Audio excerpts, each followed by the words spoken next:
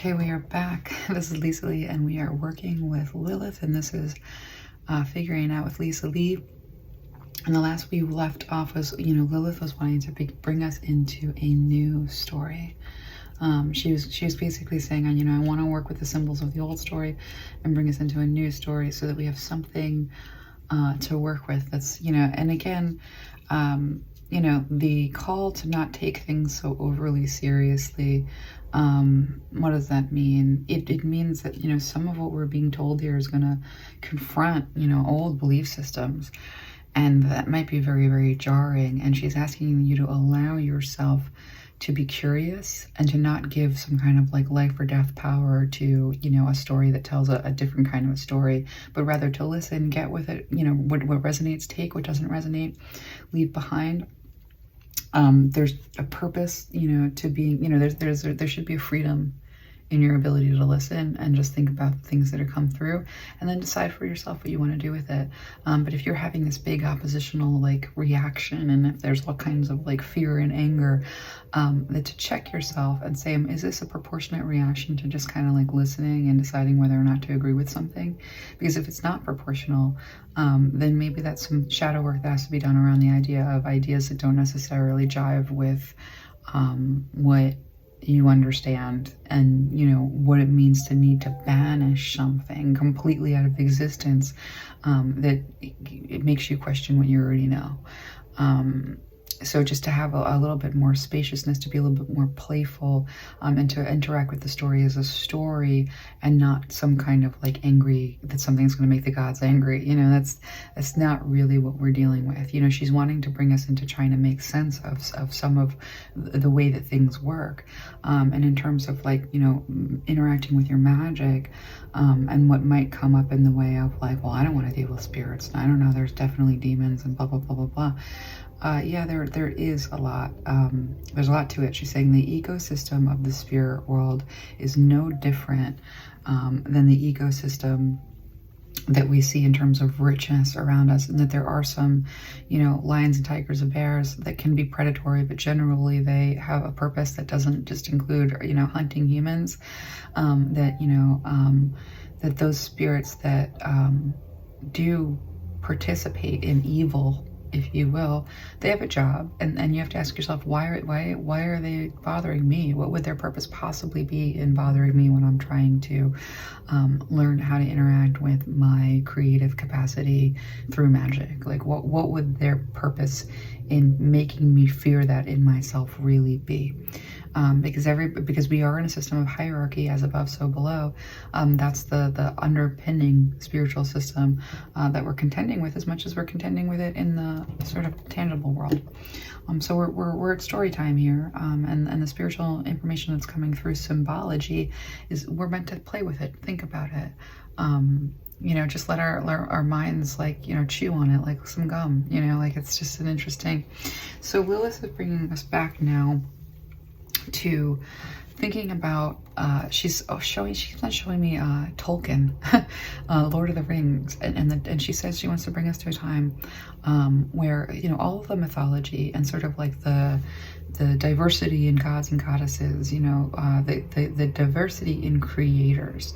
She wants us to go back to this idea that there was a world that had like a unicorn, and she says like dinosaurs were a creation of its creator, and all of the other people, she's like, and there's been systems of dominance, but ultimately, there have been different worlds with people by the creations of different creators that have looked different ways, and to become much more spacious about what energies are doing and what the world actually is. And when she talks about, she's showing me like that every time a species goes extinct because of the way that we abuse the earth, that it was no different, that there were a lot of different human species, and that right now we are fighting to give the earth back its creative capacity. Mother Earth is a very living being, of which we're all a part of it, and that there is a source of being, but it's not tyrannical in nature.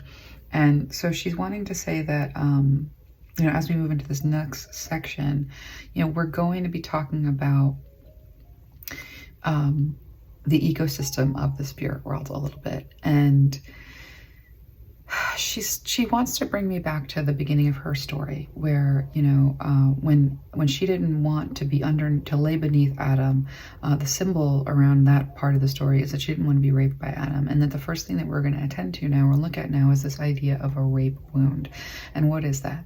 So she says, in the same way that we fear demon possession, and I don't know if this came out in the intro or not, you know, that what do we think, like, the experience of, like, why are we so afraid of being possessed, having something inside of us taking our power and our control and basically, like, consuming us as food?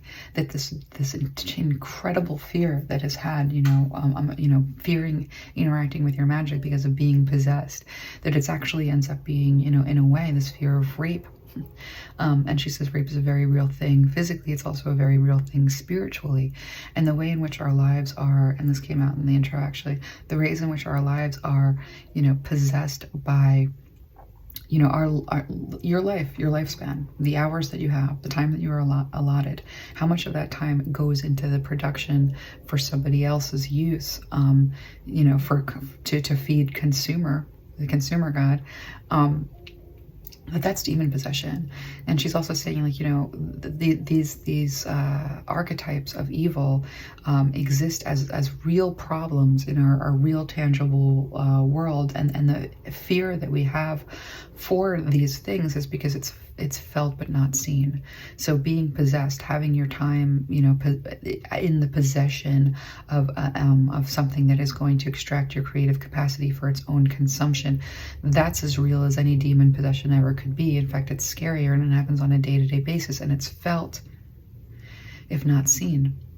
And a zombie is basically a level of burnout where someone is consumed, you know, for the purpose of just existing without any of their creative capacity, without any of their connection to the divine or their life force. And then if you wonder why it's, like, so hard to find a good date these days, it's because you go to, like, you know, social mixers or whatever it ends up being, and the people around you, half of them are very much just zombies. And she's like, and if you can picture, you know, she's like, thinking that, like, human beings are scary. No, she's like, thinking that demons are scary. She's like, think about how human beings must look, you know, to the spirit world as a bunch of zombies, and that someone walking onto the dance floor with a big, beautiful, bright heart and then feeling bad.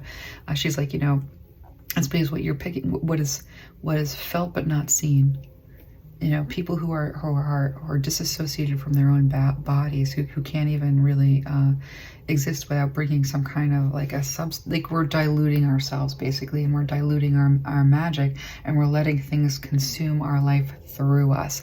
That these are real horror stories and real things to be scared of, but it's much more what's already happening than what you have to be afraid of in your room when you're, like, lighting candles and saying an incantation.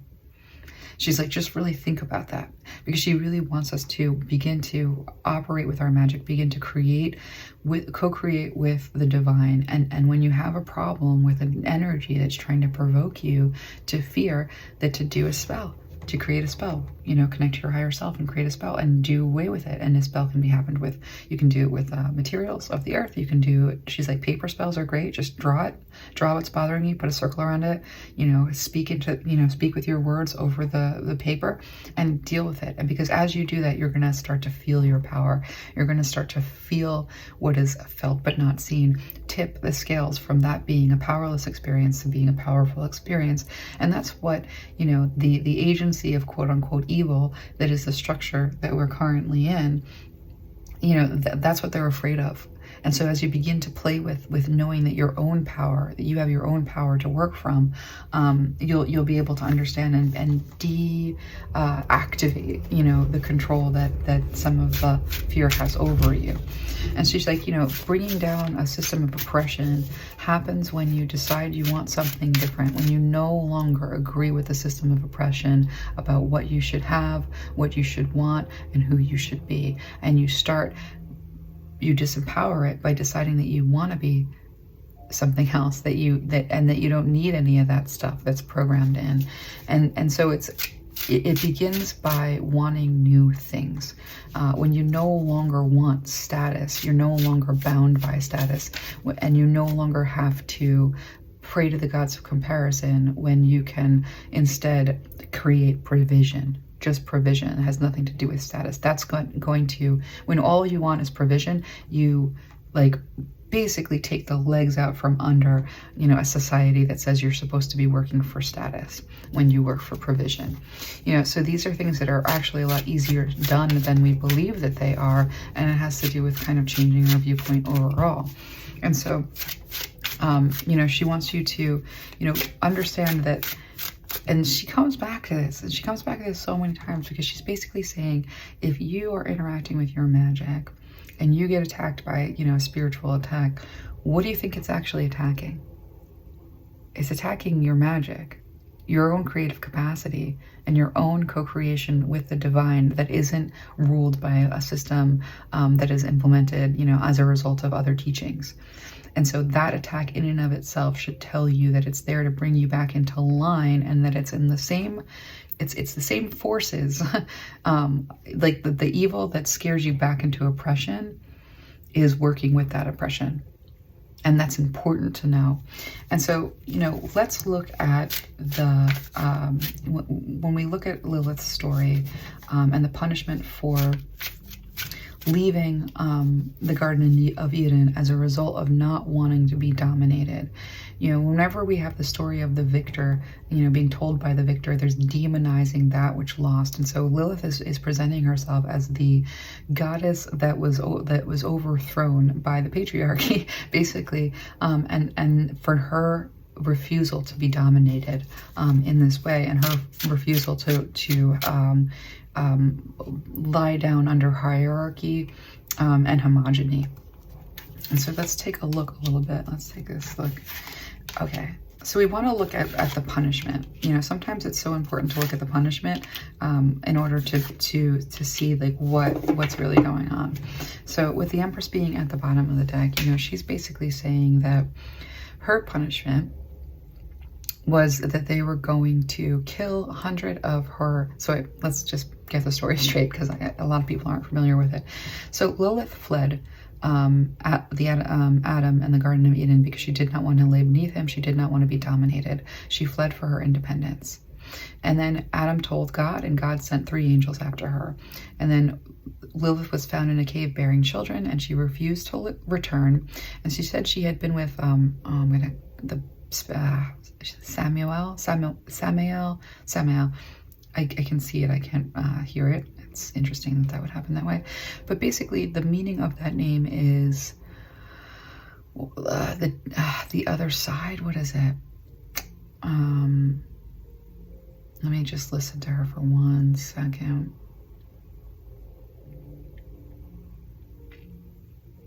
It's like the other side. Yes, the other side. Samael means the other side. Okay, so she's basically saying that that joining Samael was basically joining the opposition, joining the other side, and that she was found in her cave giving birth to children, having children.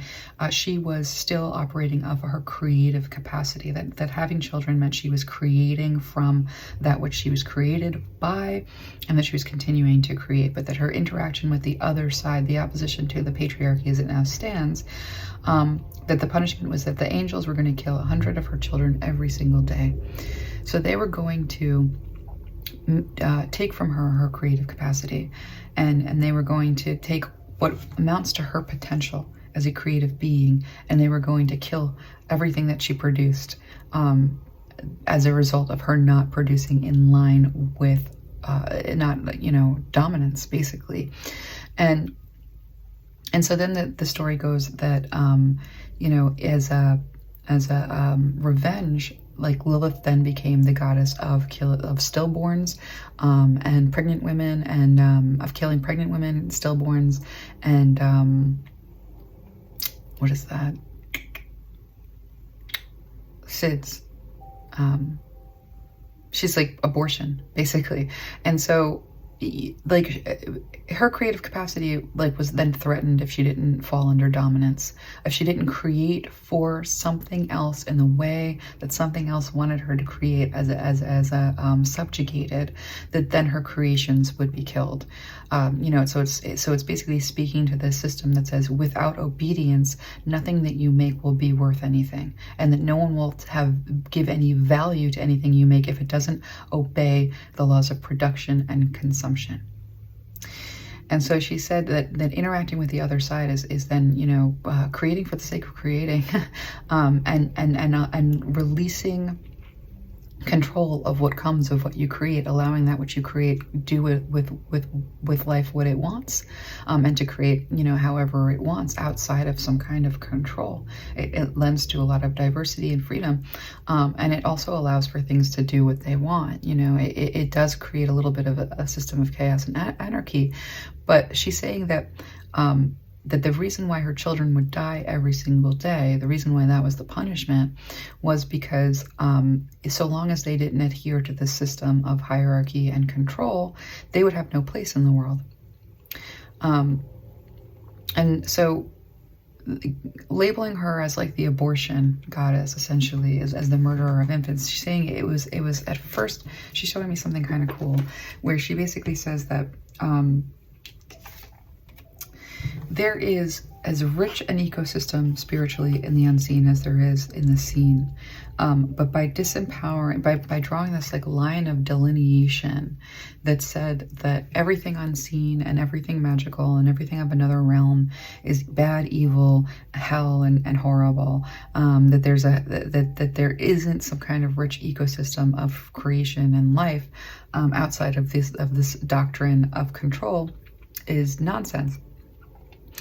I'm going to try and get a hold of this channel because, again, it gets a little bit, it's hard for me to get, you know, Lilith communicates in a way that is tough for me. And I think that this goes to, well, I could go on a whole tangent about that, but, you know, she's an interesting communicator. Sometimes she dazzles me with visions and I have a hard time kind of finding my footing. So you'll forgive me as I try to work with this. Okay. So she's saying that, you know, by making death a bad thing, that was like the beginning of a system of fear, you know, because life and death creation, when we look at seasons, when we look at, you know, lifespans, when we look at anything that we create, it's supposed to very naturally like go through the phase of life and death, life and death, life and death. These cycles are very, very natural. And that, you know, part of the stronghold of this hierarchy is to say life is good, death is bad. Life is empowered, death is disempowered. You know, to say that her children would die every day, putting a spin on it that said death was somehow bad, when she's basically saying that a lot of beings, and this is where she's speaking to, you know, early death, you know, a lot of beings will come into creation, even just if they come into creation in the womb and they never make it out, you know, physically into the light of day, that they'll take the components of both lineages, that they'll be created of that, and that they'll be this being, but then they will make a choice often to be on the unseen, you know, side of the aisle instead of the seen aisle, side of the aisle, that the tangible versus the untangible, that there isn't really a better or worse. And that before the hierarchy had to demonize death, basically, along with, you know, they had to first like make life superior. And by making life superior and demonizing death, they cut off the connection between the living and the dead. And it used to be a free exchange back and forth. Divine feminine magic helped the dead cross over, you know, through the transitional periods, like as like a midwifery. You know, these transitions were very natural, and every transition is kind of difficult and needs a little bit of help. And so the divine feminine magic that was involved in helping with this transition, you know, she's saying that this was just a very natural area of giftedness and magic that operated in a really beautiful way. And that when we don't fear death and we don't feel like that other world is evil, and she's like, and there's a lot of darkness created of the other world right now because it's been depleted of life's influence, because the two are meant to sort of harmonize, the two are meant to work together, that which is unseen had an active relationship with that which is unseen. It's like she's basically saying this, like, you know, idea that different species, you know, you might have a dog or a cat in your home and it plays a really big role in your life. And if you suddenly said all creatures that aren't humans are evil and we don't want to become that, we don't want to, you know, then it's really it's unnatural. We're supposed to interact with the world and all its creatures, and we're supposed to be able to react with the different dimensions without fear. And there isn't necessarily a premium on seen versus unseen. And so when, you know, when they said, you know, 100 of her children are going to die every day, they're saying there's no place for you in the world that's being created of dominance. And when they said that she would be in charge of, you know, taking the, you know, that her revenge would be to take the life of the offspring of Adam and Eve, it meant that she was in charge of continuing the system of life and death that was very natural, and the facilitation and the communication between the living and the dead, and the helping people, you know, let go. That's like why there's this, you know, a lot of what is evil, you know, are abandoned, disembodied human spirits who, again, are trying to continue the agenda of the ego by keeping their ego and keeping their influence over the living. And also there's a lot of jealousy, you know, for those who are living, and what it means to let them just live freely and the danger therein. There's a lot of distortion around what has been created in terms of blindness with the living and the dead, and where they can't find their way into the light, where they are confused about where they're going because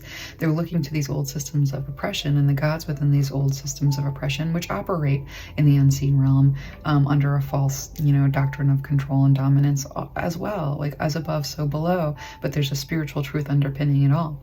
And so basically what she's showing me, and it's so interesting that Lilith is bringing you through, because it's almost like a new doctrine of everything.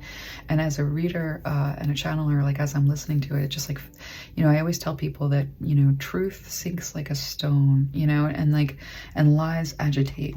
And so there's something very grounding about, you know, this story as it's coming through. And so she's basically saying that, you know, when we stop fearing death, then we stop giving fear so much power. And Jesus understood this. She's saying Jesus was the first one to sort of break through and say, you do not have to live under the law in order to avoid death, because you conquer death by understanding that it's not what holds your life, that it's not what holds your existence, that life doesn't have to be governed by, you know, dominance and survival of the body.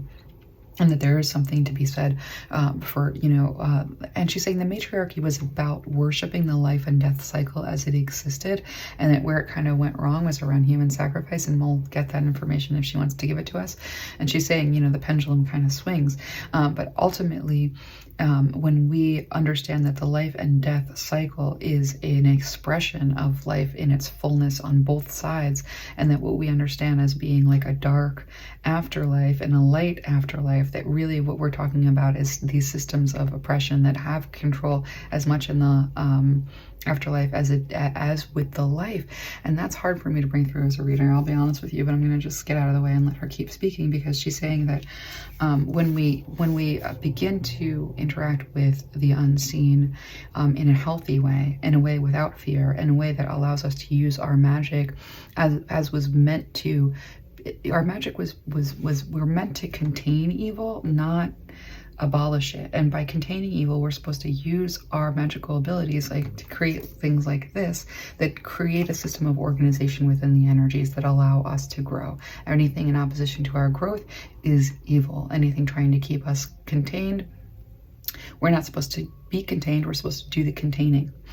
And so that's like a lot of tricky theology. And she's like, you know, but ultimately, you know, getting out of this, you know, Eight of Swords position of feeling bound to, well, you know, I'm just going to run out of time.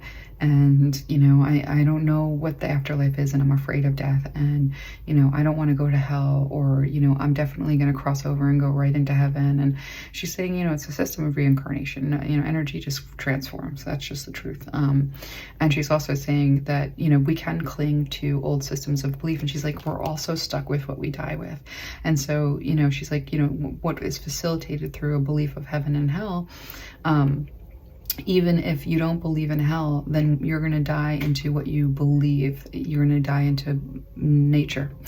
You're going to die into, you know, and it's like what's belief is like there's one, like there's layers of belief that she's showing me people, because I'll be honest with you, as a reader, as somebody who interacts with both the seen and unseen, the predominant, I almost never see spirits that, first of all, I see spirits that are Victorian as being like the majority of that time, and just before, like 1800s and like 1500s, all of the Christendom has left a lot of spirits, even if they believed in God but never formed a connection to the divine, has kind of left them high and dry and very much lost, and they forget themselves, and they become very susceptible to energies that like want to plug into them and move an agenda through them, especially if they've been feeding those energies in there, that, you know, if they were already plugged into those you know, destructive energies before they died,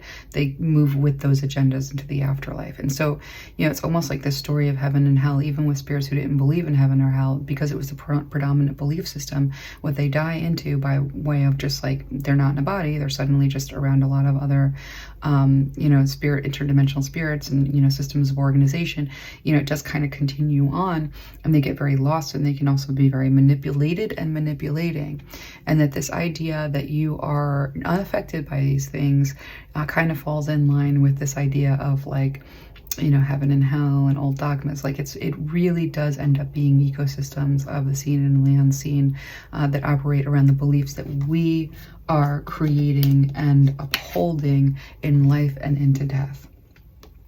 This is so hard to grasp that it does feel like a little bit of word salad, but let's just let the story be the story. Let's just all like breathe into that, because I can feel the interaction of like the stuff that's coming through me and how it's received, and a lot of like, what the hell, where is this going? And it's just a story. It's just a story. Let's just feel it through. Let's let it be what it is. We're not necessarily creating a new religion. We're going to have, figuring it out with Lisalee is going to be with different deities. They're all going to have a different take on things. We're going to learn different things. It's the power of story. It's all good. Not all of you are having a hard time, but I feel like one or two of you are like, you know, and we're interacting with this as story. It's very spacious. So it's like, don't fear that you're just going to die into like quote unquote hell, or that there's no release or reward. In all likelihood, if you are seeking, you are finding. If you are creating and interacting with the creative force, like through, you know, forming a worldview that is more inclusive and spacious, you're going to be fine. You just have to understand that we die with what we lived with. And so, you know, what it means to break out of this, to see our way out of the ideas that we've been shown, you know, as the truth, is to take things a step further. And I'm going to just take a deep breath right here. It's funny, Lilith seems to stop me at like 26 minutes every single time I start to like feel the energies around me kind of interacting with this. So I think where we're going to end this session is kind of thinking about the fact that we die with what we lived with. That there's a much bigger spiritual ecosystem than we realize, and that the stories that we are told, the symbols within, give us you know, a sense of what we're being molded by. And so we got through you know, Lilith being having 100 of her children killed every day, to what it means to have your what you create be irrelevant, you know, in a system of dominance. And then also that the power and stronghold around that is this idea that that death is terrible and life is good, that death needs to be overcome, or that death is somehow scary, or that there has to be some kind of a loophole to get you into like a new life or a heaven in order to avoid death. And, you know, with the death card here, she's saying, you know, the matriarchy was about celebrating the cycle and considering, you know, death as beautiful and lovely and wonderful, as an experience of transformation, as life always is, and to not need to contain the outcome of what is created through you by systems of control, that there's a spaciousness in letting life be something that transforms with this experience and interaction with the world around it. And so that's where we're going to leave this session, and we're going to come back right away with the next part of Lilith's story, which is about incubus and succubus. So let's do that, and I'll see you again in a little bit.